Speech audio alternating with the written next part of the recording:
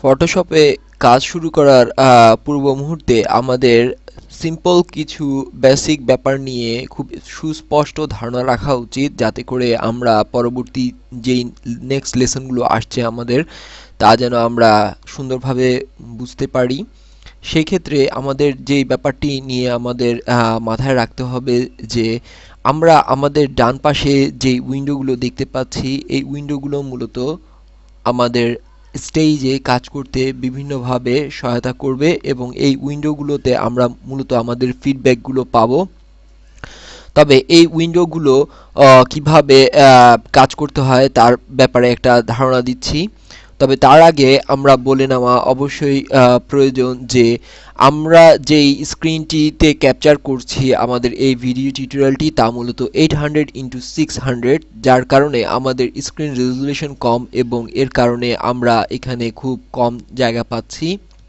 যার কারণে এখানে আমার বেশ কিছু উইন্ডো দেখা যাচ্ছে যে ডিসেবল অবস্থায় রয়েছে। তো আমরা যদি উইন্ডোজ মেনুতে আসি তাহলে আমরা দেখতে পাবো যে আমাদের এখানে যে কিছু উইন্ডোজ রয়েছে, যেমন হিস্ট্রি উইন্ডো, অ্যাকশন উইন্ডো, টুল প্রিসেট উইন্ডো, এই উইন্ডোগুলো টোটালি আমরা ডিসেবল রেখেছি আমাদের স্ক্রিনের কারণে। তবে আমরা যদি এখানে ক্লিক করি তাহলে মূলত আমরা এই হিস্ট্রি উইন্ডো, অ্যাকশন উইন্ডো এবং টুল প্রিসেট উইন্ডো একসাথে পেয়ে যাব। আমরা একটু খেয়াল করলে দেখব যে আমাদের এই উইন্ডোগুলো তিনটি ভাগে বিভক্ত, এবং এদের একটিকে সিলেক্ট করলেই অপর দুটি যে উইন্ডো রয়েছে সেগুলো এর সাথে অ্যাটাচড অবস্থায় চলে আসবে। অর্থাৎ আমরা দেখতে পাচ্ছি যে বর্তমানে হিস্ট্রি উইন্ডোটি অ্যাক্টিভ অবস্থায় রয়েছে। আমরা যদি অ্যাকশন ট্যাবে ক্লিক করি তাহলে আমাদের অ্যাকশন উইন্ডোটি অ্যাক্টিভ পজিশনে আসবে এবং টুল প্রিসেট উইন্ডোটি অ্যাক্টিভ পজিশনে আসবে। এভাবে আমরা উইন্ডোকে হাইড করিয়ে রাখতে পারি বা ডিসেবল এনেবল করে নিতে পারি আমাদের সুবিধার্থে। আমরা এখানে আরও একটি উইন্ডো পাবো, তা হচ্ছে মূলত আমাদের ব্রাশ উইন্ডো। এ ধরনের প্রচুর উইন্ডো রয়েছে যা আমাদের অ্যাডোব ফটোশপে আমাদের কাজ করতে সহায়তা দিবে। আর আমাদের উইন্ডোগুলো যদি প্রয়োজন না হয় তাহলে আমরা এখান থেকে ক্রস ক্লিক করে ইজিলি আমরা এটিকে ডিসেবল করে নিতে পারি।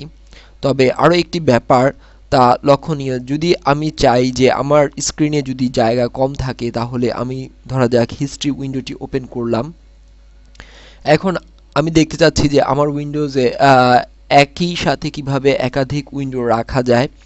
তো এটা আমি খুব ইজিলি করতে পারি। আমরা যদি হিস্ট্রি উইন্ডোটি ক্লিক করে আমরা এই উইন্ডোর সাথে অ্যাটাচ করে দেই তাহলে আমাদের হিস্ট্রি উইন্ডোটি এই উইন্ডোর আন্ডারে আসবে।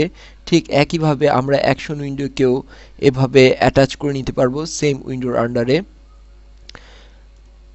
তো আমরা ইচ্ছে করলে একই উইন্ডোর আন্ডারে এভাবে আমরা এটিকে নিয়ে আসতে পারি, আবার যখন ইচ্ছে তখন আমরা এটিকে আলাদা করে নিতে পারি, এবং এটিকে ইচ্ছে করলে আমরা বড় ছোটও করে নিতে পারি আমাদের দেখার সুবিধার্থে। ইভেন আমরা যদি চাই সম্পূর্ণ জিনিসটাকে আমরা একটি উইন্ডোর আওতায় নিয়ে আসতে, তাও আমরা পারবো, এবং আমরা যখন খুশি তখন এটিকে আলাদা করে নিতে পারবো।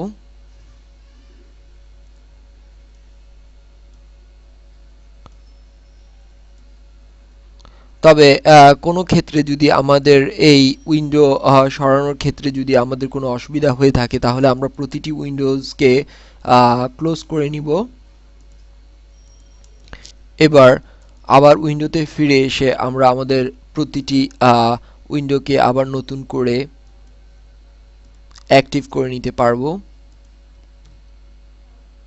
এবং রাইট প্লেসে আমরা এদেরকে জুম ইন জুম আউট করে নিতে পারবো এবং এদেরকে রিসাইজ করে নিতে পারবো।